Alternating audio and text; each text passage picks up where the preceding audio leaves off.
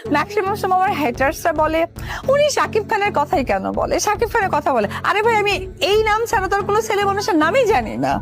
Dhallywood queen Apu Biswas এবার নেপাল থেকে লাইভে এসে কি বললেন তিনি, চলুন বিস্তারিত জেনে নেওয়া যাক। তাকে নাকি মিডিয়ার অনেক ছেলেদের সঙ্গে জড়িয়ে নানা ধরনের মন্তব্য করে নেটিজেনরা। তিনি স্পষ্ট জানালেন, শাকিব খান ছাড়া আমার জীবনে অন্য কোনো পুরুষ নেই। আমি অন্য কোনো পুরুষকে চিনিই না, আমি কেন তাদের নাম নেব? শাকিব খানের নাম ছাড়া আমি কারো নাম নেবই না কোনো দিন। শাকিব খান আমার জীবনের প্রথম ভালোবাসা, শেষ ভালোবাসা হয়েও তিনিই থাকবে। এবার তিনি নেপালে শুটিংয়ের জন্য চলে গেছে। নেপালে বেশ জমজমাটভাবে শুটিংয়ের কাজ চলতেছে অপু বিশ্বাসের। এই ছিল মালদে। এবার এই নায়ককে দেখা গেল অপু বিশ্বাসের সাথে। তাহলে তো দারুণ কিছু উপহার দিতে যাচ্ছে আমাদের। এবার দেখা যাক শিকার মুভিতে অভিনয় কেমন করে শাকিব খান।